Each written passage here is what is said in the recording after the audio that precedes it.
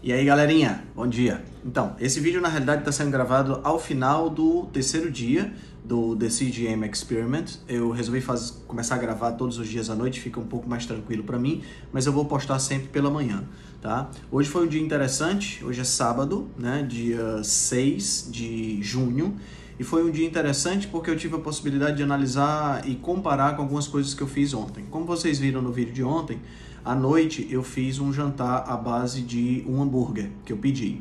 E eu comi tanto o pão, quanto a carne, quanto o queijo, quanto o bacon, a cebola caramelizada. E eu tive aí um pico de glicemia na casa dos 130, como eu mostrei para vocês.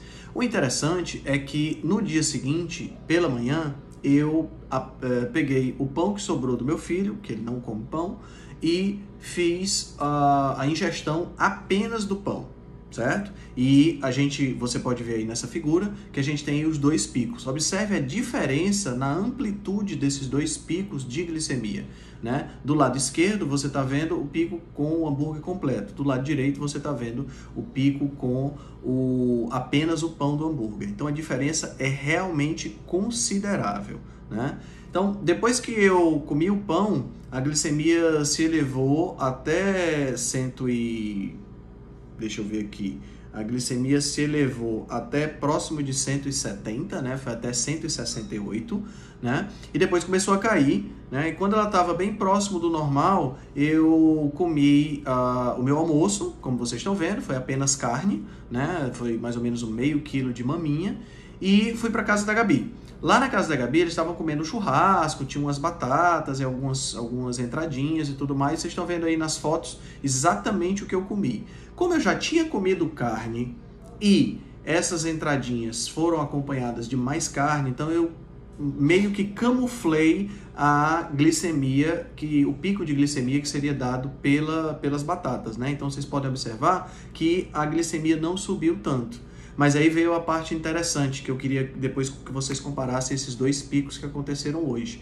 Eu esperei a minha glicemia baixar para o normal e comi uma paleta. Uma paleta é um picolé mexicano, vocês estão vendo aí na foto. Essa especificamente tem 67 gramas de carboidrato, 67 gramas de açúcar em um único picolé, né? E olha o pico de glicemia que eu tive com essa paleta, 174 miligramas por decilitro. Foi o máximo que eu cheguei por volta das 8 horas da noite. Vocês estão vendo a curva da paleta, como ela tem uma amplitude maior, apesar dela permanecer menos tempo lá em cima, né? Então ela cresce super rápido e cai também super rápido. Então esse é um comportamento clássico do tipo de alimento que deixa você com fome. E se vocês observarem, né, na glicemia, na sequência de glicemia logo após a ingestão do pão, vocês veem que a minha glicemia chega a 168, depois ela cai para 64, né? Que é a característica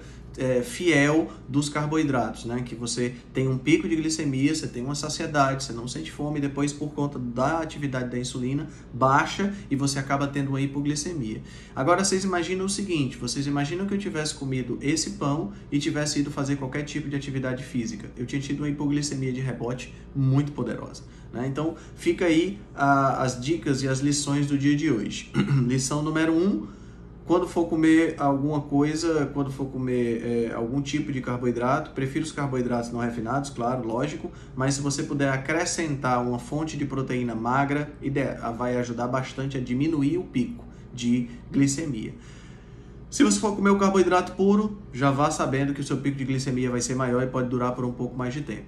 E uma outra coisa importante que vale a pena a gente ressaltar é que, apesar do pico de glicemia, quando eu comi o hambúrguer ter sido menor, isso não significa que eu não absorvi esse carboidrato, tá? Isso precisa ficar bem claro, certo? O pico de glicemia foi menor porque a velocidade com que eu absorvi o carboidrato foi menor, mas bem provável que eu tenha absorvido todo o conteúdo de carboidrato. Logo, isso se torna um problema para aquelas pessoas que têm intolerância a carboidrato, que é o caso dos diabéticos, ou que não se dão bem com ele, que é o meu caso, né? E eu estou vendo na minha glicemia por que eu não me sentia bem e não tinha os resultados corporais que eu gostava quando eu ingeria carboidrato. É fácil de ver quando você observa as glicemias, tá bom? Qualquer dúvida que vocês precisarem, manda um direct para mim que a gente está tirando, porque esse é o The CGM Experiments.